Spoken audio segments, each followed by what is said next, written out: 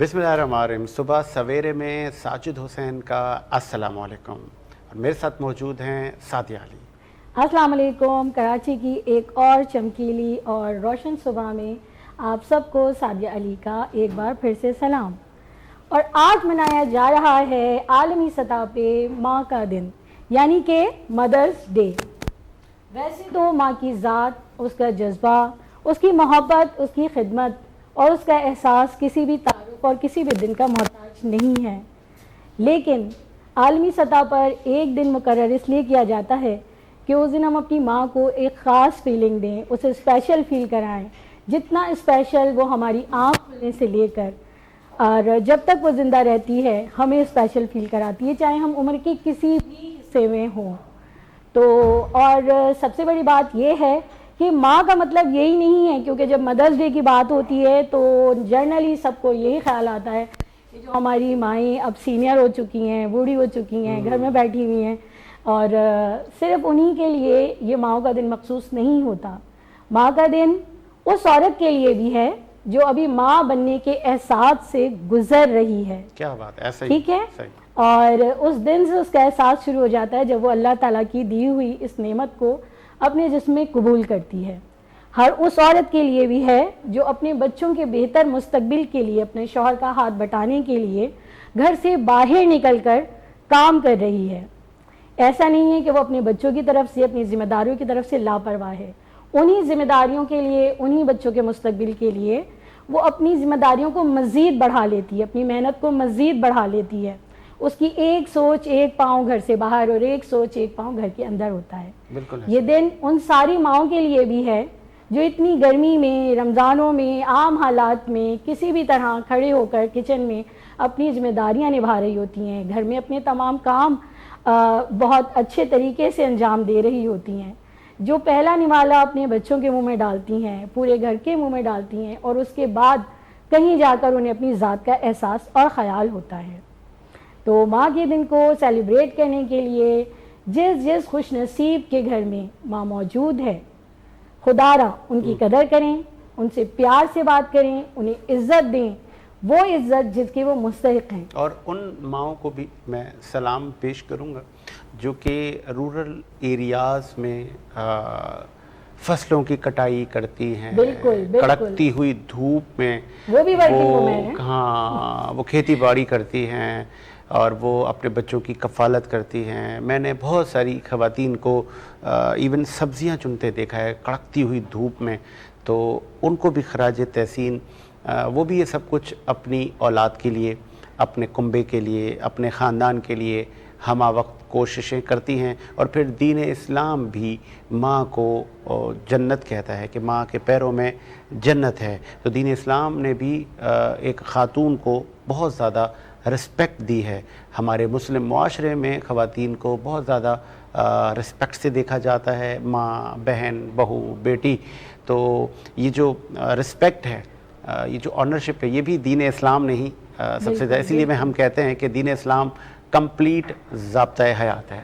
بالکل ایسا ہی ہے، اور سب سے بہترین اور سب سے جذبے سے بھرپور سلام ان ماؤں کو جنہوں نے اپنے شیر جیسے بیٹے تیار کر کے ہمیں دیے، جو ہماری سرحدوں پر ہماری حفاظت کر رہے ہیں، ہمارے دشمن پر کڑی نظر رکھے ہوئے ہیں اور اینٹ کا جواب پتھر سے دیتے ہیں، اور جو ہے ان کو ہر حملے پر ان پہ ایسا منہ توڑ جواب دیتے ہیں کہ دشمن جو ہوتا ہے وہ سہم کے رہ جاتا ہے۔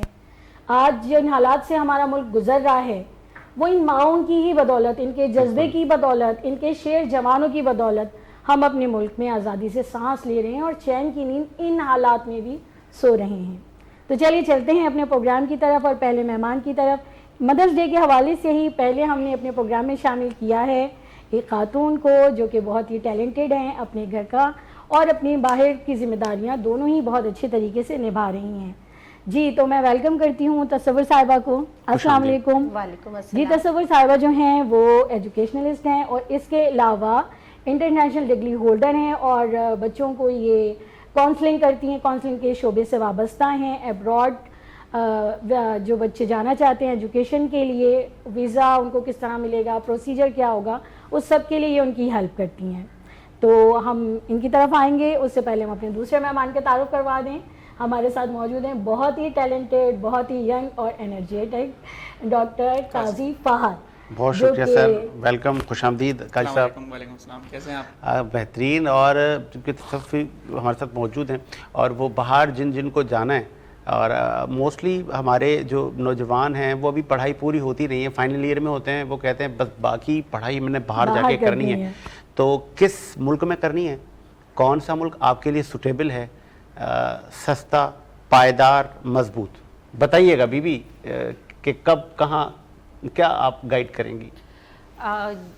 موقع کے صورتحال کے حساب سے تو بہت ہی پیارا سوال ہے, اور میں چاہتی بھی ہوں کہ لوگوں کو یہ اویئرنیس جائے, ہمارے اسپیشلی یوتھ کو یہ نالج ہونی چاہیے کہ ہم اپنے بجٹ میں رہتے ہوئے کون سے ملک میں جائیں جو ہمارا سیف اینڈ سیکیور تعلیم بھی ملے اور پلس ہمیں کام کرنے کے ذرائع بھی ملے.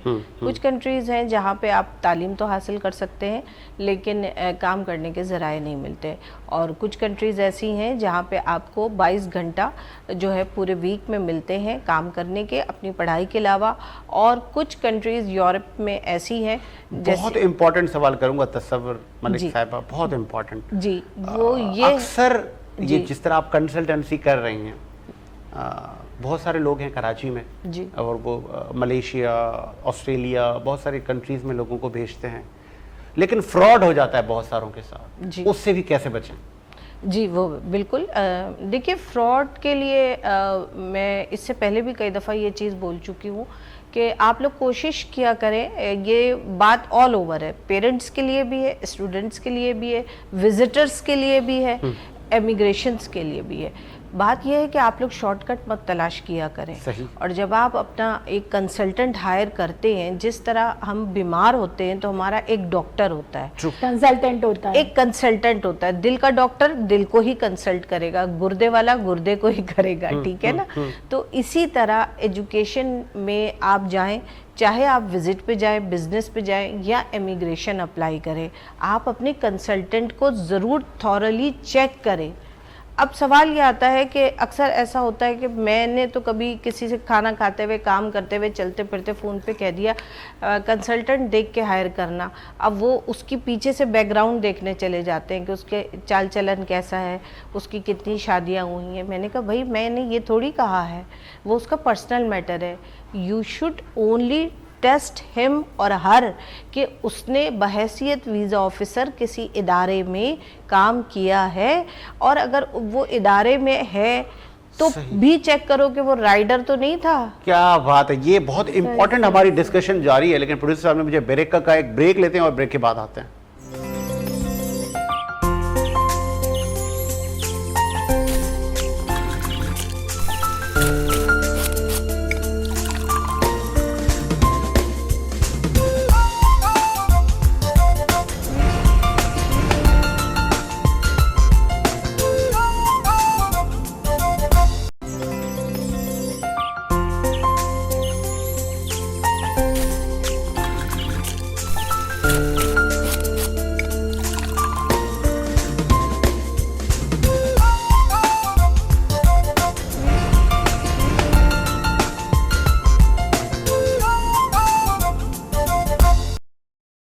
السلام علیکم, ہم آ گئے ہیں بریک سے واپس اور کروا دیتے ہیں اپنے دوسرے مہمان کا تعارف. جی تو یہ جو فہد قاضی صاحب یہاں تشریف فرما ہیں, یہ ہیں PhD ان business administration plus pharma D, اور بہت ساری کنسلٹنسی یہ فراہم کر چکے ہیں, بہت ساری جو ہے رینیون ہماری جو ہیں فرمز میں, انکلوڈنگ سی بوش اور ہائیک اور بہت سارے بوش اور ہائیکیو, بوش فارماسیوٹیکلز اور ہائیکیو فارماسیوٹیکلز. اس کے علاوہ آپ ٹیچنگ بھی کرتے ہیں, ایز اے فیکلٹی ممبر بھی آپ میٹروپولیٹن یونیورسٹی اور اقرا یونیورسٹی میں اپنی خدمات انجام دے رہے ہیں, اور بہت پیشنیٹ ہیں اور بہت ینگ ہیں. ان کے بارے میں کیسے مینیج کرتے ہیں؟ میں تو سن کے بڑا شوق ہو گیا, یہ سب کچھ مینیج کیسے کرتے ہیں؟ جی بالکل, یہ تو دیکھیں سب سے پہلی چیز تو اس چیز کو انڈرسٹینڈ کرنا بہت زیادہ ضروری ہے کہ ہمیں 24/7 جو ہمارے پاس ہے نا, اس کو ڈیوائڈ کرنا پڑے گا اپنے پرائرٹی کے وجہ سے. ہمیں اس 24/7 میں پڑھائی کے لیے بھی ٹائم رکھنا پڑے گا, اپنی ہیلتھ کے لیے بھی ٹائم رکھنا پڑے گا, اپنے پروفیشن کے لیے بھی ٹائم رکھنا پڑے گا, अपनी फैमिली के लिए भी टाइम रखना पड़ेगा, सही। प्लस रिलीजियस एक्टिविटी के लिए भी टाइम रखना पड़ेगा। Yes, तो तो इसको हमेशा डिवाइड से ऐसे थे डिसिप्लिन वाले बच्चे जो टॉपर होते हैं? नहीं, ये इसके लिए जरूरी नहीं। देखिए हमारे इस्लाम भी तो यही सिखाते हैं ना कि नमाज के टाइम पे नमाज पढ़ें, रोजे के टाइम पे रोजे रखें। बिल्कुल। इसी तरीके से जो आपकी पर्सनल एक्टिविटीज हैं उसको आपको प्रायोरिटाइज करना पड़ेगा। अगर आप प्रायोरिटाइज नहीं करेंगे तो अल्टीमेटली क्या होगा, या तो आप बिल्कुल डिप्रेस हो जाएंगे, उसमें एक ही चीज को रिपीट करते करते करते करते आप डिप्रेस हो नहीं, जाएंगे। तो यही तो असल में मेरा सवाल है कि शुरू से ही आपने इस तरह से अपना रूटीन रखा, जिस तरह से एक मखसूस हमारी क्लास में एक टॉपर बच्चा होता है ना, वो टाइम पे सोता है, टाइम पे उठता है, टाइम पे पढ़ता है, और उसको सब कहते हैं यार इसको छोड़ो किताबी कीड़ा है। देखिए अभी आपने बात की ना मदर्स डे की, तो ये सारी चीज़ें डिपेंड करती हैं मदर्स पे। बिल्कुल। तो बिल्कुल, तो वो जो बात होती है ना कि जी जो घर के पले हुए बच्चे, तो जाहिर सी बात है वो जो घर के पले हुए बच्चे होते हैं वो माँ की वजह से ही होते हैं। तो जाहिर सी बात है माँ जब डिसिप्लिन सिखाती हैं तो फिर उसी तरीके से ब्रॉट अप होना शुरू हो जाता है। बट विद टाइम जब आप ग्रो करते हैं ना, तो फिर उसके हिसाब से जब तक कि डिसिप्लिन नहीं आएगा आपकी लाइफ में हर एक चीज़ के हवाले से, आप अपना ऑब्जेक्टिव अचीव नहीं कर सकते। ये तो बिल्कुल दुरुस्त तो बात दो है। चीज़ें बहुत ज़्यादा इंपॉर्टेंट है। सबसे चीज़ें ये कि आप लाइफ में अचीव क्या करना चाहते हैं। जब तक अगर आपका कोई गोल नहीं होगा, ऑब्जेक्टिव नहीं होगा, मिसाल के तौर पे मुझे यहाँ से घर जाना है, तो मुझे पता है मुझे घर जाना है। अब मैं रूट कुछ भी ले सकता हूँ, मैं उस रूट के लिए कोई मीडियम कुछ भी ले सकता हूँ, मैं पैदल जा सकता हूँ, मैं बस से जा सकता हूँ, बट देन अगेन ऑब्जेक्टिव तो क्लियर है। तो इसी तरीके से जब हम अपनी लाइफ में स्टार्ट करते हैं ना कि प्रोफेशनल लाइफ को या एजुकेशनल लाइफ को, और जब हमारे पास वो उस एज में आ जाते हैं जब हमारे पास मेच्योरिटी की एज जिसको कहते हैं, कि जिसको हम खुद सोचते हैं समझते हैं कि भाई हमें क्या करना है लाइफ में, तो हमें एक ऑब्जेक्टिव को फाइनल कर लेना है कि हमें क्या ऑब्जेक्टिव है हमारा। अब्रॉड जाना है, इसी मुल्क में रहना है, किस तरीके से करना। एक चीज़ बहुत इंपॉर्टेंट है लाइफ के हवाले से, उस चीज़ को समझना बहुत ज़रूरी है। ज़िंदगी में 99% चीज़ इज़ रिलेटेड टू योर किस्मत, योर लक। अल्लाह ताला, देखिए इस चीज़ को अंडरस्टैंड करना बहुत ज़रूरी है। हम जिस मुल्क में पैदा हुए, जिस वक्त में पैदा हुए, अपनी मर्जी से पैदा नहीं हुए। जिस फैमिली में पैदा हुए, अपनी मर्जी से पैदा नहीं हुए। ये अल्लाह ताला की तरफ से हम इसी वक्त में, इस मुल्क में, इसी टाइम में, इस फैमिली में, जिस फैमिली में हम बिलोंग करते हैं, जिस माशरे में हम बिलोंग करते हैं, ऐसे ही है, अल्लाह ताला की तरफ से पैदा। आपके हाथ में कुछ नहीं है। और देन अगेन इस सिचुएशन में आप बिहेव कैसा करते हैं, इसी के ऊपर जजमेंट है। तो 99 is your luck and 1% is your effort. पर देन अगेन आपको अपना 100% देना उस 1% के लिए।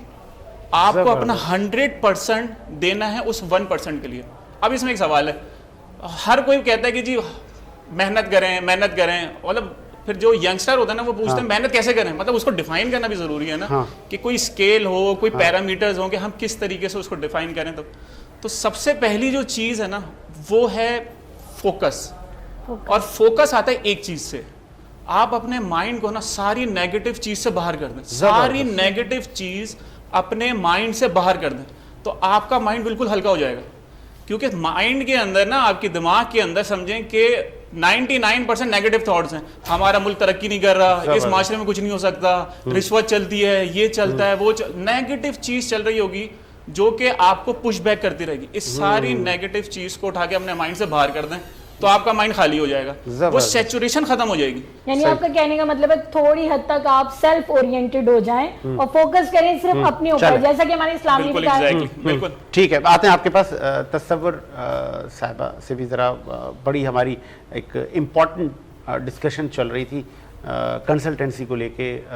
बहुत सारे बच्चों की, बड़ों की ख्वाहिश होती है, बिजनेसमैन की ख्वाहिश, बाहर जाके मैं बिज़नेस करना है, बाहर जाके फैमिली को सेटल करना है। लेकिन मैंने ऐसी बहुत सारी फैमिलीज़ देखी हैं जो कि ना गोलमाल हो गया सब, उनके साथ किसी कंसल्टेंट ने उनके साथ किसी ज़्यादती कर ली, और तसव्वुर साहिबा कह रही थी वो कंसल्टेंट की छानबीन बहुत इंपॉर्टेंट है। बीबी कैसे छानबीन, लेट सपोज मैं कैसे करूँगा, मुझे तो पता ही नहीं है। वो साहब मेरे सामने पारसा है, मुझे जो वो बातें बता रहा है, मतलब मैं मीन्स एक आम आदमी जी, आम आदमी को जो बातें आप बताएंगी जी, तो हम तो सब बोलेंगे जी ओके ओके। देखिए ये एक बहुत सिंपल स्ट्रैटेजी है, और किसी के बारे में किसी कंसल्टेंट के बारे में कोई बैकग्राउंड निकालना कोई इतना मुश्किल काम नहीं है। हमारे यहाँ ज़रा सा मसला ये है कि ऑफिस छोटा हो, दबी हुई जगह पे हो, और उसके बाद छोटे इलाके में हो, आप समझते हैं वो बंदा अच्छा नहीं होगा, यार ये तो ऐसे थकी हुई जगह पे बैठा हुआ है, बिल्कुल ऐसे और बहुत बड़ा ऑफिस होगा, सिल्वर कलर का सूट पहना होगा, माजरत के साथ दो आईफोन हाथ में होंगे, हाँ 2 आईफोन होंगे, اور ایک بندہ پیچھے سے اس کا جو ہے بیگ لے کر آ رہا ہوگا، لیکن وہ 8ویں میں فیل ہوتا ہے. ہمارے ملک کا المیہ یہ ہے، ہمارے یہاں لٹریسی ریٹ بہت کم ہے. ٹرو. اب ہم یہ دیکھتے ہیں اس کا تو آفس اتنا بڑا ہے، اس کے باہر گاڑی کے ساتھ گارڈ بھی کھڑے ہیں، but we didn't concern about their education. ہم اس کی ایجوکیشن سے نہیں، ہم نے سن رکھا ہے کہ وہ فلاں ٹریول ایجنسی میں تھا، لیکن ہم وہاں یہ نہیں تلاش کرتے. دیکھیں جب تک کوئی بحیثیت ویزا آفیسر کام نہیں کرے گا تو اس کو پتہ نہیں ہوگا. میں جیریز میں پورے کراچی کی جیریز کی ویزا ہیڈ رہ چکی ہوں 2014-15 میں. میری 30 to 40 ٹریننگز ہوئی ہیں. اچھا جی میں آتا ہوں، ایک بریک لیتے ہیں اور بریک کے بعد حاصل ہوتے ہیں.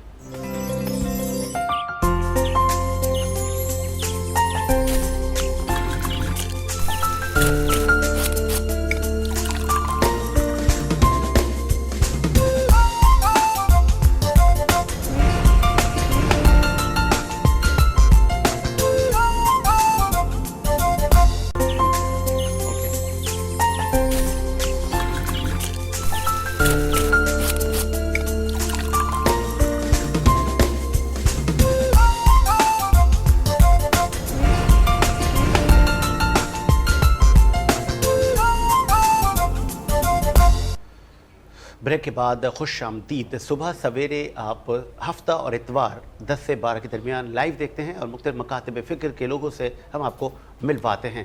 آج بھی تصور ملک صاحبہ ہمارے ساتھ موجود ہیں. ان سے زیادہ تر بڑے تیکھے اور تگڑے سوال کیے جا رہے ہیں اور مجھے امید ہے کہ وہ جواب بھی کیٹیگوریکلی ویسا ہی دیں گی اور ٹائم کم ہے، مقابلہ سخت ہے. کن کن ملکوں میں as a Pakistani student job یا دیگر جو کیٹیگریز ہیں جانا چاہیے کہ یہ کنٹری آپ کے لیے سود مند ہے، پیسے بھی کم لگیں گے اور آپ کو آؤٹ پٹ بھی اچھا ملے گا؟ دیکھیں یہ اس کے لیے آپ کو ایک بہت آسان سے طریقہ بتا دیتی ہوں. اٹلی اور چائنا دنیا میں وہ دو ایسے ممالک ہیں جو کہ 100% آپ کو اسکالرشپ دیتے ہیں، یعنی فری تعلیم دیتے ہیں. وہاں رہنے اور کام کرنے کے اسٹیپن یعنی کہ اخراجات بھی وہ ان کی گورنمنٹ بیئر کرتی. لیکن ظاہر سی بات ہے جب وہ آپ کو اپنے ملک میں اتنی فیسلٹی دے رہے ہیں تو پھر وہ آپ سے مانگتے ہیں کہ جس CGPA پہ وہ کلوز کر رہے ہوتے ہیں ایڈمیشن، اتنی ہی آپ کو اپنی تعلیم میں پرسنٹیج لے کر آنی ہے. چائنا اس وقت دنیا کا سب سے سیفسٹ ملک ہے. وہاں لڑکیوں کے لیے اور لڑکوں کے لیے تعلیم حاصل کرنے کے بعد یا تعلیم کے دوران ہی IT کی بہت جابز ہے، ٹیچنگ انگلش پڑھانے کی ٹیچر کی جاب بہت زیادہ ہوتی ہے. تو اسٹوڈنٹس جو کہ اسکالرشپ پہ جائیں تو وہاں پہ اس کام کو کر سکتے ہیں. MBBS وہاں کا بہت ریکمینڈڈ ہوتا ہے.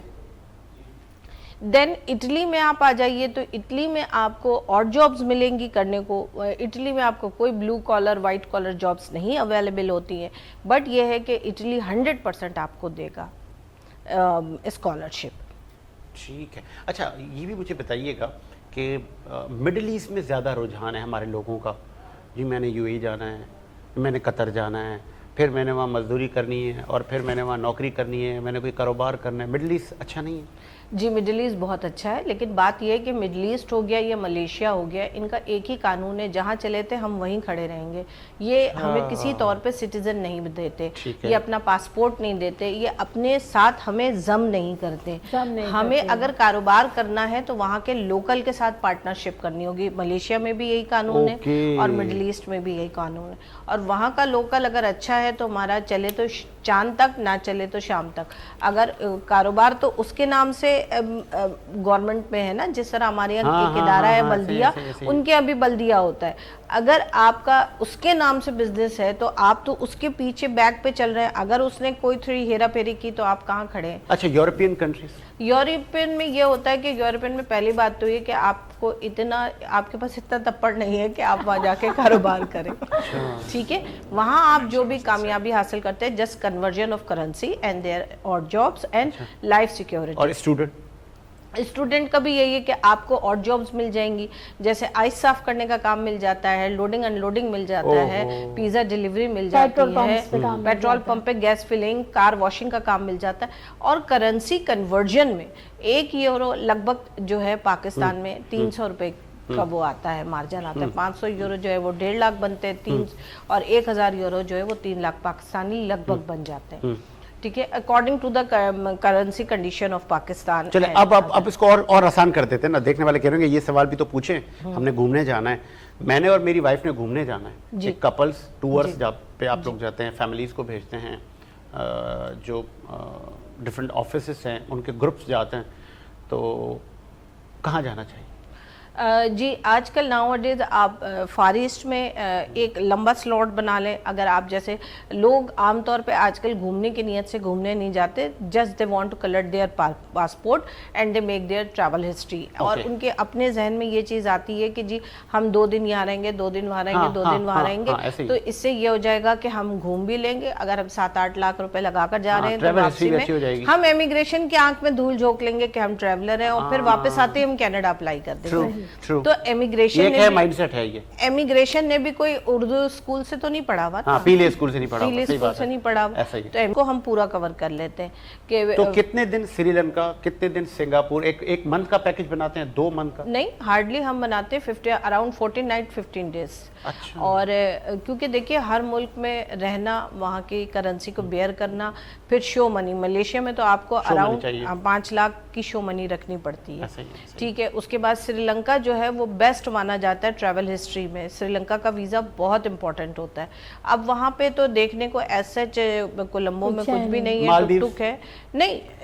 आगे बता रही हूँ, श्रीलंका में बंतोता आइलैंड आप चले जाएं, कैंडी चले जाएं, डे ट्रिप ले लें आप कैंडी का, but both of them are too much expensive rather than Colombo. But Colombo is, आप वहाँ पे काले पीले लोग देखते हैं तो लोग परेशान हो जाते हैं। हमारे लोगों का एक ये भी, और हिस्टोरिकल बिल्डिंग्स हैं बस ज्यादातर, और फिर ये है कि वहाँ पे राइड्स लंबी लंबी चलती हैं, गाड़ियाँ लंबी लंबी चलती हैं, क्योंकि जो प्लेसेस है ना वो दूर दूर पर है। बट ये है कि टुक टुक पे बैठ के आप पूरा 1.5 घंटे 2 घंटे। पैसे नहीं बताया आपने तसव्वुर साहब, कितने पैसे लगेंगे अंदाजन? अंदाजन बता रही हूँ मैं। अगर आप श्रीलंका, मलेशिया, थाईलैंड, सिंगापुर लेते हैं तो ये आपका 7 से 8 लाख का खर्चा बनेगा तकरीबन, जिसमें होटल भी होगा, एक राउंड ट्रिप टिकट भी होगा, और जो है वो आपकी ट्रांसपोर्टेशन हो जाएगी। या ट्रांसपोर्टेशन नहीं होगी तो वीजा पर पर्सन, पर कपल, पर पर्सन। चलें आगे बढ़ जाते जी। एक नौजवान हमारे साथ जो बैठे ना, उनसे भी तो ज़रा हम गपशप लगाएं। कोई मैसेज देंगे नौजवानों को?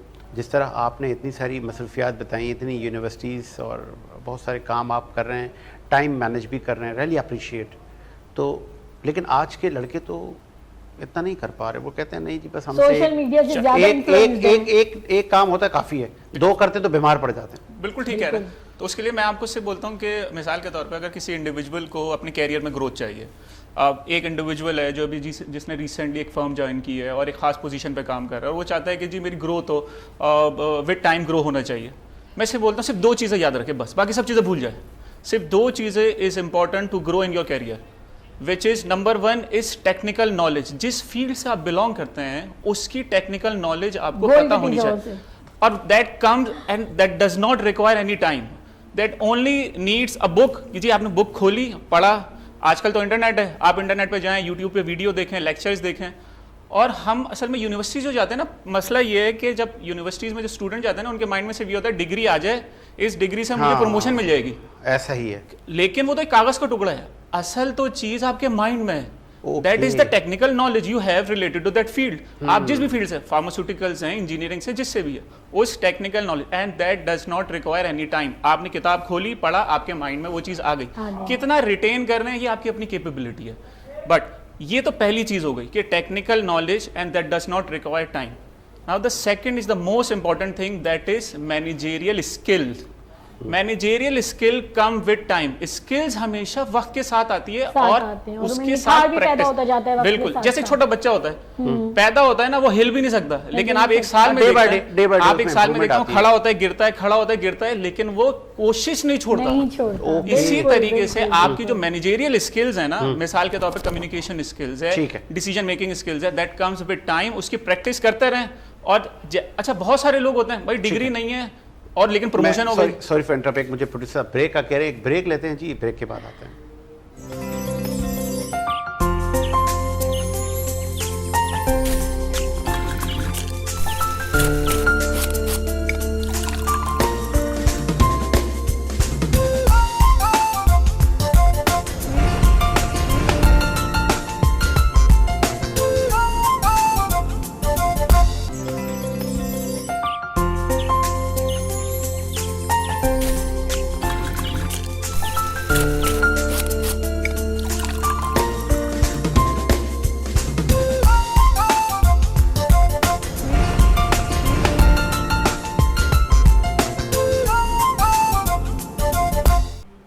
ब्रेक के बाद खुश आमदीद। सुबह सवेरे में एक मरतबा फिर से नए सेगमेंट में आ चुके हैं और हम सेगमेंट वाइज आपको नए लोगों से भी मिलवाते हैं। इस सेगमेंट में हमें ज्वाइन किया है, आप फॉर्मर चेयरमैन आबाद हैं और रियल एस्टेट सेक्टर की आप बैकबोन हैं और वसी एक्सपीरियंस रखते हैं, मुतादिद ओहदों पर आप फायज़ हैं।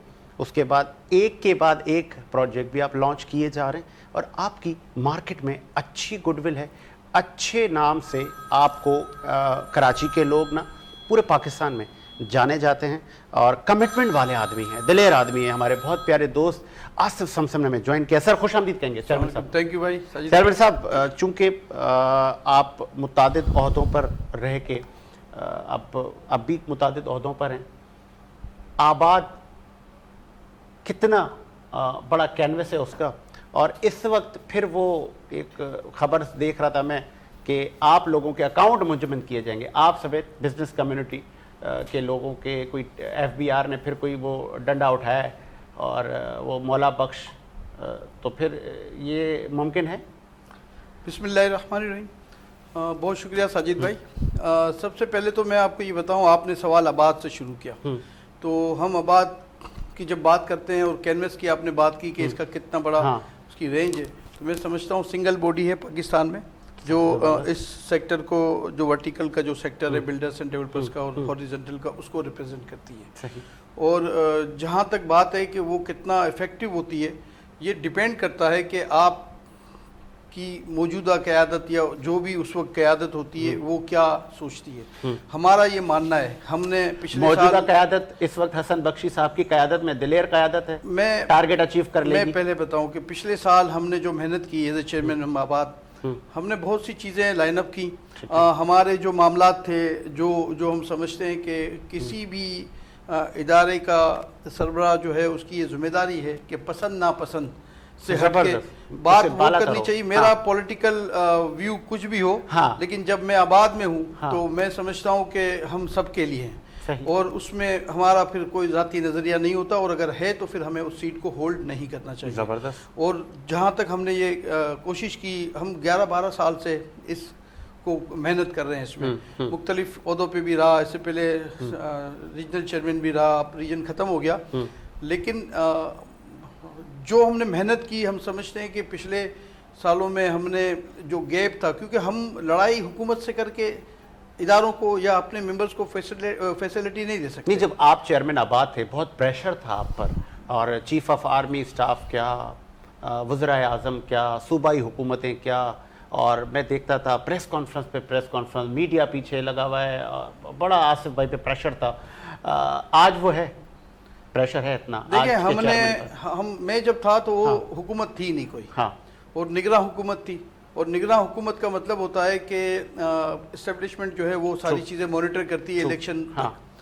तो उस ज़माने में हमारा एक जो हमें थोड़ा सा दुख था कि थोड़ा दूरी थी हमारी इदारों के साथ, वो हमने वो गैप ख़त्म कर दिया और बहुत अच्छे रिलेशन भी बनाए। और रिलेशन बेसिकली हम ज़ात के लिए नहीं बनाते हैं, हम रिलेशन बनाते हैं अपनी इंडस्ट्री के लिए, अपने बिलियंस ऑफ लोगों के रोज़गार के लिए, और हमारी जो अलाइड इंडस्ट्री है, जो हम कहते हैं कि बिलियंस ऑफ डॉलर की ये इंडस्ट्री है, उसके लिए करते हैं। अगर हम कभी, मैं अपनी बात करता हूँ कि अगर मैं सीट पे होकर अगर अपनी पसंद नापसंद और ज़ाती तशहीर के लिए या ज़ाती टारगेट को अचीव करने के लिए अगर मैं काम करूँगा, तो काम साल तो वो मिलेगा उसको, लेकिन साल के बाद जो नुकसान होगा इदारे को, चाहे कोई भी इदारा हो, आबाद हो या कोई भी हो, जो इदारे को नुकसान होगा उसको ठीक करते करते हमें बहुत साल लग जाते हैं। तो हमें ये हम तो तवक्कु करते हैं कि जैसे आपने कहा कि पिछले साल चीफ के साथ 3 चेयरमैन आबाद, एक मौजूदा हसन बख्शी, उसके बाद मोहम्मद अल्ताफ ताई,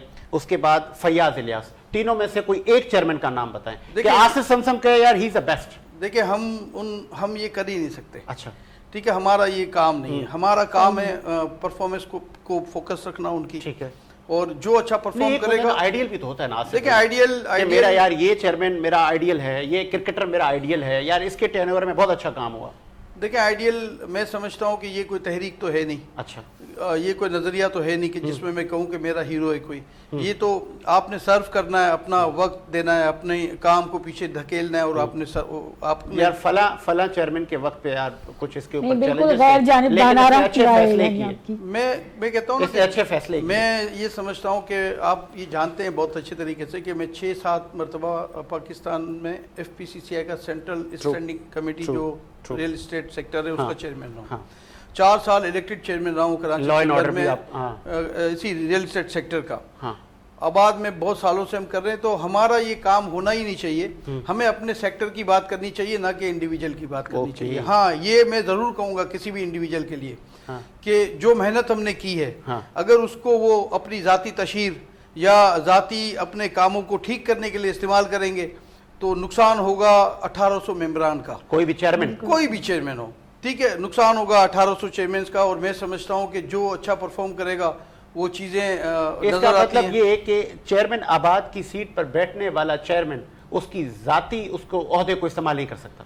ہونا ہی نہیں چاہیے نا, ہونا ہی نہیں چاہیے, ذاتی نہیں ہونا چاہیے. اور ہونا یہ چاہیے, ہمارا یہ ماننا ہے کہ جب کوئی پرفارم کر کے گیا ہو نا تو ذمہ داری ہے آنے والے کی کہ اس کے تسلسل کو ٹوٹنے نہ دے, نہ کہ کوئی نیا, کیونکہ 1 سال تو ہوتا ہے, 1 سال میں وہ کوئی نیا ایجنڈا لائے گا اور اس کو ہم آئیڈینٹیفائی کرتے کرتے جب اس نتیجے پہ پہنچیں گے کہ یہ ذات کے لیے تھا یا سیکٹر کے لیے تھا تو اس وقت تک ٹائم پورا ہو چکا ہوتا ہے. تو ہمارا یہ ماننا ہے کہ کوئی بھی ہو, ہم نے جو محنتیں کی ہیں, ہم نے بہت محنت کی ہے سیکٹر پہ, تو اس کو ہمیں ہوتا ہے فوکس کہ کیا وہ پرفارم کر رہے ہیں, کیا آج میں کہتا ہوں آج لوگوں کے کام ہو رہے ہیں. لا اینڈ آرڈر بھی آپ دیکھتے ہیں, کوئی فیوریٹ افسر؟ دیکھیں میں تو 11 سال میں نے تقریباً اور 7 بار میں چیئرمین یا کنوینئر رہا law and order anti encroachment cell کا.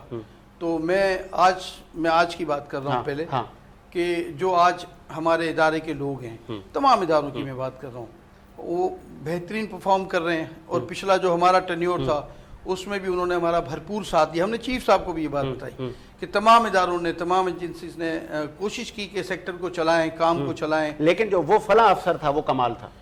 دیکھیں میں ایک افسر کا نام اس لیے نہیں لوں گا کہ ہر بندے کا ڈومائن الگ ہے. اگر کوئی ایسٹ میں پرفارم کر رہا ہے, دوسرا ویسٹ میں پرفارم کر رہا ہے, پھر کوئی as a Karachi chief perform کر رہا ہے. ہاں یہ ضرور ہے کہ پولیٹیسائز نہیں ہونا چاہیے. جب بھی یہ افسران کبھی بھی پولیٹیسائز ہوتے ہیں تو وہ پھر ڈیلیور نہیں کر پاتے. اور میں تمام اپنے اداروں کو بھی, اپنے جو ارباب اختیار ہیں ان سے میں کہتا ہوں کہ پولیسنگ کو خاص طور پہ, کیونکہ فورس کے لوگ تو نہیں ہے پولیٹیسائز. سوری بریک کا مجھے پروڈیوسر صاحب کہہ رہے ایک بریک لیتے ہیں جی. اور آصف بھائی ادھر ہی ہیں, بہت سارے اچھے اور تیکھے تگڑے سوال سب کریں گے. ایک بریک لیتے ہیں, بریک کے بعد آتے ہیں.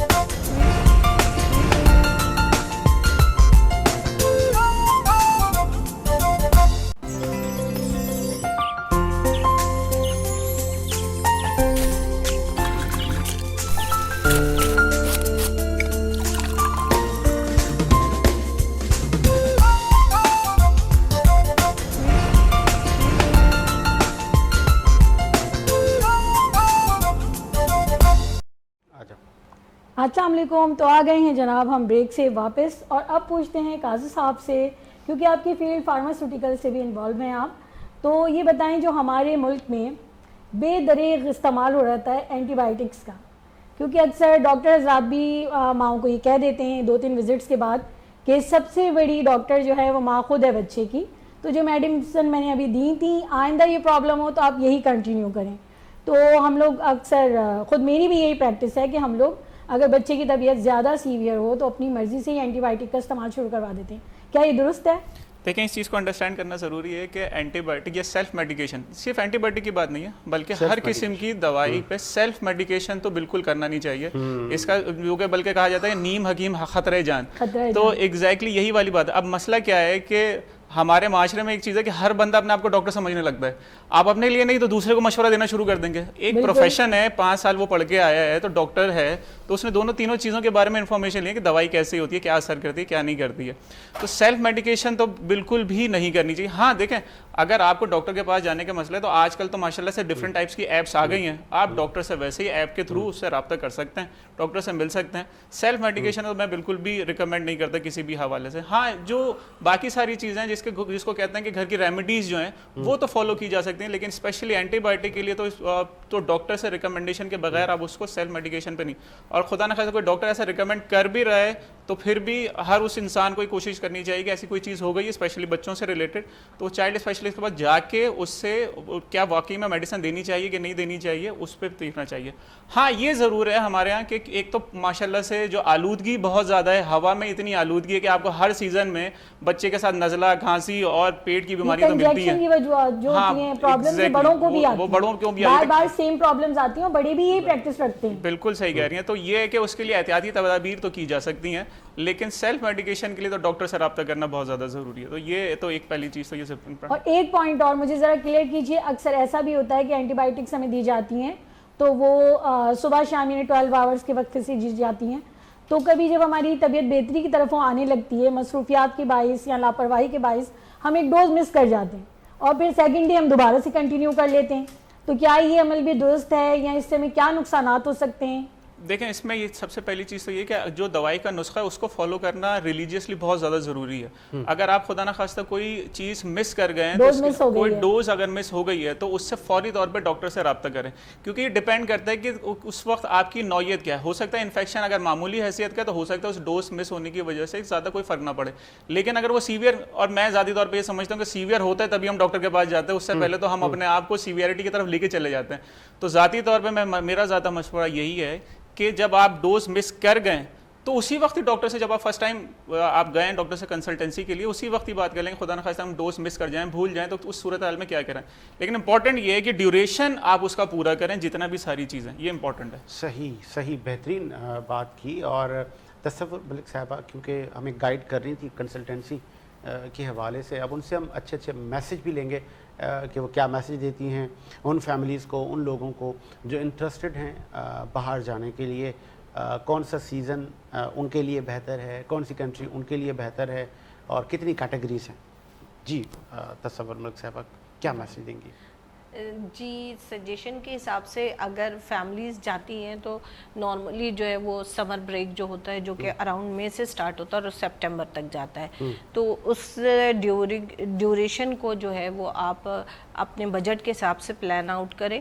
اچھا یہاں پہ اکثر و بیشتر دیکھنے میں آیا ہے کہ جو پہلے ابھی اس سے تھوڑی دیر پہلے ہم ڈسکس کر رہے تھے کہ ہم پیکیج لے کے چلے جاتے ہیں اور وہاں پہ ہمیں وہ چیز اویلیبلٹی نہیں ہوتی ہے. تو ہوتا یہ ہے کہ بحیثیت انسان اور بحیثیت ایک فیملی کو لے کے ساتھ چلنا, تو اس میں انسان کی یہ خواہش ہوتی ہے کہ وہ فیملی کو گھمائے بھی اور اس کو دنیا کے ساتوں عجوبے دکھا دے اور پیسے کی بچت بھی ہو جائے.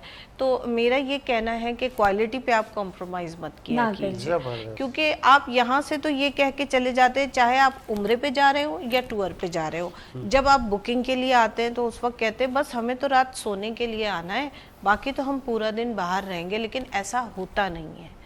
آپ پھر رفتہ رفتہ جب آپ وہاں سے وہ چیپسٹ ہوٹل لے کے چلے جاتے ہیں تو اس کا اکوموڈیشن اور اس کا ایریا دیکھنا پڑتا ہے.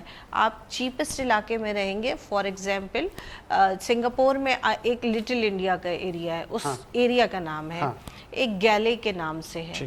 اب وہ ایریا جو ہے وہ کافی اس طرح کا ہے کہ اس میں ڈرگس والے لوگ بھی آ کے ٹھہر جاتے ہیں, کرمنل بھی ٹھہرے ہوئے ہوتے ہیں, بیچلرز بھی ہوتے ہیں. اب آپ نے تو وہاں پیسے بچانے کے لیے, کیونکہ it's too much expensive, Singapore is the one of the highest rank of expensive country, 1.5 گھنٹے کا ملک ہے, گرم ملک ہے, لیکن مہنگا بہت ہے تو ڈالر کی وجہ سے. تو آپ نے اس وقت ضد تو کی, بحث کی, آپ چلے گئے. اب جب وہاں آپ پہنچے ہیں, اس کی کھڑکیاں اور چھت جو ہے نا وہاں پہ جو جس سینیریو پہ بنے ہوئے وہ تھوڑے سے دبے ہوئے جھکے ہوئے ہوتے ہیں, آپ کا دم گھٹتا ہے, آپ کو سفوکیشن ہوتی, پھر آپ فون ملا کے جس نے بک کیا ہوتا ہے اس کی ایسی تیسی کر رہے ہوتے ہیں.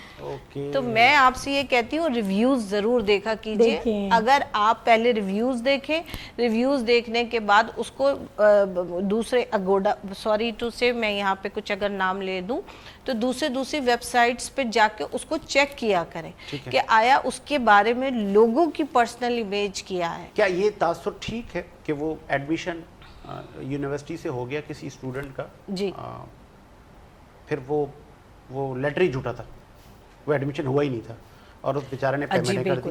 اب یہاں پہ بتا دوں آپ کو, دیکھیے آفر لیٹر جو آتا ہے نا وہ یونیورسٹی سے آ گیا, ٹھیک ہے, اس کے بعد ایڈمیشن بھی آ جاتا ہے, پھر یونیورسٹی کا اگر اس نے آپ کو اکاؤنٹ دیا ہے تو آپ نے اپنی جو سیمسٹر فیس ہے وہ یونیورسٹی کے اکاؤنٹ میں پے کرنی ہے, آپ نے پے کر دی, وہاں تک جو ہے وہ معاملات صحیح ہوتے ہیں. لیکن کچھ ہمارے ایسے بھی ہوتے ہیں کہ پرانا رکھا ہوا, کیونکہ انہیں اپنی کنسلٹنسی فیس چارج کرنی ہوتی ہے, تو وہ پرانا رکھا ہوا ایڈمیشن اور یونیورسٹی کا ڈیٹا نکالتے, ہیڈر نکالتے اور اس کے نیچے ایڈٹ کر کے جو ہے وہ اس بچے کو دے دیتے. اب بچہ وہ کاغذ لے کے خوشی خوشی چلا جاتا ہے, لیکن خیر آج کل تو بچہ ہمارا باپ ہے, تو اب وہ پھر وہ یونیورسٹی سے چیک کرتا ہے کہ آیا, بیچارہ جب اکیلا ہوتا ہے نا وہ دوبارہ سے بچہ ہی بن جاتا ہے. بچہ ہمارا باپ ہے. نہیں, لیکن ماشاءاللہ میڈیا کا اگر صحیح استعمال کیا جائے, اگر ٹیکنالوجی کا صحیح ریسورس لیا جائے تو ہمیں اس سے فائدہ بھی ہوتا ہے. لیکن کچھ ہمارے چاروں طرف جو ہے نا ڈیڑھ ہوشیار لوگ بھی ہیں, لیکن جس طرح ابھی انہوں نے کیا نا کہ ہم لوگ سب اپنی ذات میں ڈاکٹر بن جاتے ہیں. ابھی میرے یہاں درد ہوگا نا, میں فوراً بیٹھ جاؤں گی اپنا علاج خود کرنے کے لیے, جبکہ بحیثیت کنسلٹنٹ میں آپ سے یہی کہتی ہوں کہ کیا آپ گردہ بیگم گردہ میں چیرا لگائیں گی, بیٹی پتھر نکالے گی, چھوٹا بیٹا آ کے سلائی کرے گا؟ نہیں. اسی طرح ویزا ایک ایجوکیشن ہے. آپ ایک پڑھے لکھے کنسلٹنٹ کو پیسوں کا منہ نہ دیکھیں, اس کو ہائر کریں, کیونکہ آپ جتنا آپ پیسے بچانے میں اپنے آپ کو سمجھتے ہیں نا کہ میرا پیسہ لاس ہو گیا, اس سے زیادہ کنسرن ہے پاسپورٹ کا ریجیکشن. چلیں پروڈیوسر صاحب مجھے بریک کا کہہ رہے ہیں, ایک بریک لیتے ہیں, لیکن آپ نے کہیں نہیں جانا, ایک بریک لیتے ہیں, بریک کے بعد آتے ہیں.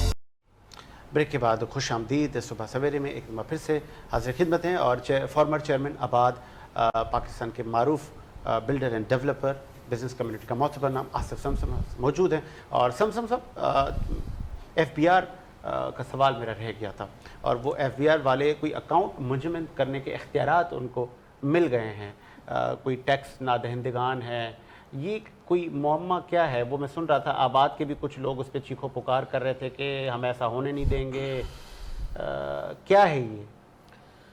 دیکھیں, یہ پرسپشن ہی غلط ہے کہ آپ نے کہا کہ ایف بی آر نے یہ کوئی ایسا کام کر دیا ہے. کیا ہے ایف بی آر کوئی اختیارات دیے گئے ہیں. ہاں, اب تھوڑا دیکھیں ایف بی آر کے حوالے سے میں آپ کو تھوڑا سا لوگوں کو اویئر کریں. اویئر سے کیا لوگ جانتے ہیں, لیکن ایک نالج کے حوالے سے میں بتا دوں کہ ایف بی آر قانون نہیں بناتا. اچھا. اور ایف بی آر وہ ادارہ ہے, میں جو سچ ہے وہ کہنا چاہیے کہ اس ملک کا سب سے بڑا ادارہ ہے جس کے ریونیو کلیکشن سے ہمارے ملک کی اکنومی, ہمارے ملک کا ڈیفنس, ہمارے ملک کا جو بجٹ ہے وہ چلتا ہے. اچھا, ایک سینٹنس بھی لے لیں یار, وہ میرے پیچھے ایف بی آر والے لگے ہوئے ہیں یار, فلاں صاحب کے پیچھے ایف بی آر, یہ کیا ہے؟ میں پہلے آپ کو وہ کلیئر کر دوں کہ یہ کہنا کہ ایف بی آر نے ایف بی آر پرفارم کرتا ہے, اچھے برے لوگ ہر جگہ ہوتے ہیں. میں کوئی ترجمان نہیں ہوں ایف بی آر کا, لیکن میں سچ آپ کو بتانا چاہتا ہوں کہ ایف بی آر ہی ایسا ادارہ ہے جو پورے ملک کی سب سے بڑی کلیکشن کرتا ہے. اور یہ کہنا کہ ایف بی آر نے یہ کر دیا, FBR कुछ नहीं करता, FBR सिर्फ इम्प्लीमेंट करता है उस कानून को जो आपकी असेंबली और जो आपकी हुकूमत पास करती है। बजाय इसके कि आप FBR को हिट करें या उनके लोगों को हिट करें या उनको बुरा भला कहें, आपको बात करनी चाहिए हुकूमत से कि वो ऐसा कानून पास क्यों करती है जिसके बाद किसी को अख्तियार मिलना का रोना आपको आता है कि जी अख्तियार मिल गया या अख्तियार छिन गया। तो हर बार FBR को टारगेट करना मैं समझता हूँ गलत बात है। आपको समझना चाहिए कि बुनियाद कहाँ से सही और गलत होती है।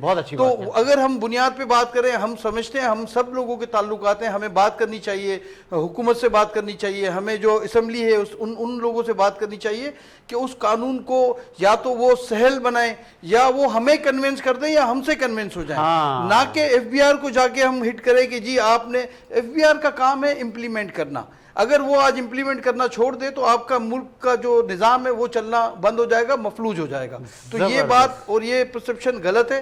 और जहाँ तक बात आपने कही कि FBR वाले पीछे पड़ गए, FBR देखिए इंडिविजुअली कहीं भी कुछ भी इस तरह की चीज़ें, मैंने कहा ना अच्छे बुरे लोग हर जगह पे, तो हर बात को नेगेटिव नहीं लेना चाहिए, कभी अच्छी बात भी करनी चाहिए अपने मुल्क के लिए, अपने लोगों के लिए, अपने इदारों के लिए। 3 मैसेज मैं आपसे लूंगा, 3 1 बाय 1, फिर मैं आता हूं दीगर मेहमानों के पास। सबसे पहला मेरा मैसेज, चूंकि माओ का आलमी दिन है, माँ के बारे में क्या मैसेज देंगे? देखिए मैं तो ये कहता हूं कि जिनकी माँ है ना वो बहुत खुश नसीब है। मेरी माँ बचपन से नहीं है, हम बहुत छोटे से थे जब से नहीं है। तो मुझे शायद ज्यादा एहसास है इस बात का कि माँ क्या होती है, माँ की कमी क्या होती है, उनको उनकी निस्बत जिनकी माँ है और जिनकी माँ नहीं है। तो मैं समझता हूँ कि हम जैसों से जिनकी माँ नहीं होती उनसे ज़्यादा कोई इस बात को महसूस नहीं कर सकता कि माँ की अहमियत क्या है और माँ को किस तरह, अगर आपकी माँ हयात हैं तो वो ऐसे ही नहीं कहा कि उनके पैरों तले जन्नत है, तो फिर पैरों तले जन्नत है। सुभान अल्लाह। दूसरा मैसेज, नरेंद्र मोदी का जो एक फाशिस्ट जहनियत है उसका सामना पूरे खित्ते को है। हमने मुंह तोड़ जवाब बारहा दिया। नरेंद्र मोदी, बीजेपी, RSS, हिंदुत्व को क्या मैसेज देंगे? मैं हमेशा ये बात करता हूँ कि ये इंडिया की मूवी नहीं है जो ये बना रहा है, ये रियल फाइट है। ठीक है, ये जो समझ रहे हैं, जो इनका मीडिया जिस तरीके से चीख रहा है, यहाँ से वो शुरू करते हैं स्टूडियो में भागना वहां तक, और तेज बोलने से इनको लगता है कि आप कोई जंग जीतने जा रहे हैं। बदतमीज तो बहुत छोटी बात है उन लोगों के लिए। बेवकूफ कह लूं कि जब आप किसी एंकर को बुलाते हैं, किसी को मदऊ करते हैं, मेहमान को, तो उसको आप माइक उसका साइलेंट करते हैं जब आपको लगता है कि वो ऐसी बात कर रहा है जिससे आप हिट हो रहे हैं। तो पहले तो ये सहाफत है नहीं। दूसरी बात ये कि मैं यही कहूंगा कि ये पाकिस्तान वो नहीं है जो समझ रहे हैं। ठीक है, ये पाकिस्तान वो नहीं है कि उनको लगता है कि कोई वो जिस तरह चाहेंगे, ठीक है, जो भी इंटरनेशनल पॉलिसीज हो या जो भी इनके आगे पीछे जो उनकी कोई कमिटमेंट हो, लेकिन अल्हम्दुलिल्लाह हम अल्लाह के मानने वाले लोग हैं।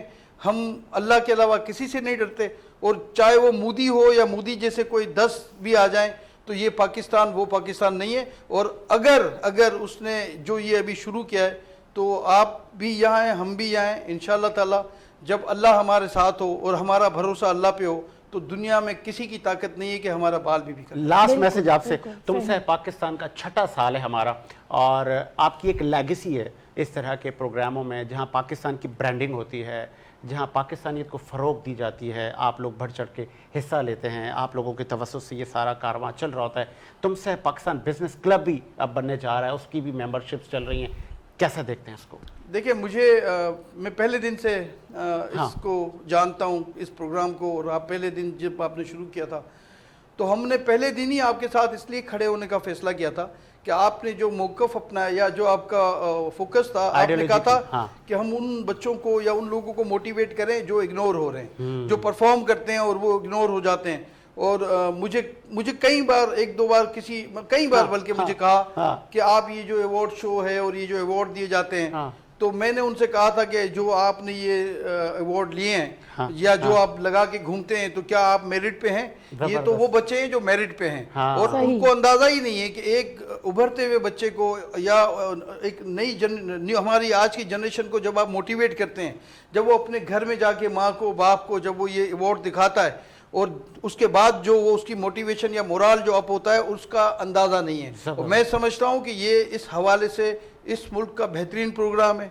ठीक है, कुछ चीज़ें ऐसी हैं कि कमर्शलाइज नहीं है, और कोई शोबिस की दुनिया उसमें शामिल नहीं है तो ज़रूरी नहीं है। हाँ, हम समझते हैं कि जो बच्चे मेरिट पे हैं, जो बच्चे कुछ ना कुछ अचीव कर रहे हैं, या जो ख़वातीन ख़ास तौर पे मैं कह रहा हूँ कि अगर कोई अचीव कर रही है और उनको एक प्लेटफॉर्म है, तो मैं समझता हूँ कि ये आपकी काविशें हम हमेशा उसको अप्रिशिएट करेंगे, हमेशा आपके साथ हैं, हमेशा आपके साथ रहेंगे। बहुत शुक्रिया आपका। और तसव्वुर मलिक साहिबा, माओ के हवाले से एक मैसेज आपका लूँगा। माँ के हवाले से चूँकि मेरी भी मैं ग्रेड 9th का एग्ज़ाम दिया था, मेरी मदर की डेथ हो गई थी, तो बस मैं समझती हूँ कि माँ की कमी बहुत ज़्यादा महसूस होती है।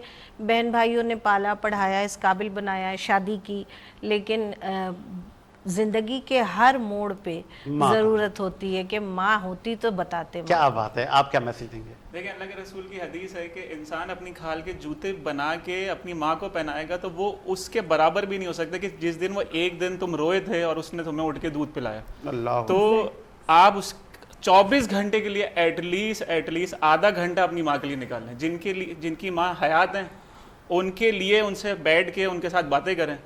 वेस्ट में एक रिसर्च हुई थी, उस पर उन लोगों के ऊपर जो अमीर तरीन थे, जो मैक्सिमम पैसे वाले थे, मशहूर थे, मरने के करीब थे, उनसे एक सवाल पूछा गया, ज़िंदगी में क्या ऐसी चीज़ है जिसने आपने रिग्रेट किया। 90% लोगों ने ये कहा कि हम अपनी माँ को टाइम ना दे सके। तो जब तक हैं तो तब तक माँ। ज़बरदस्त, ये बहुत खूबसूरत बात की, और इसी उम्मीद के साथ मेरा आप लोग शाद आबाद रहे। मुझे साजिद हुसैन और सादिया को इजाज़त दें। अल्लाह हाफ़िज़।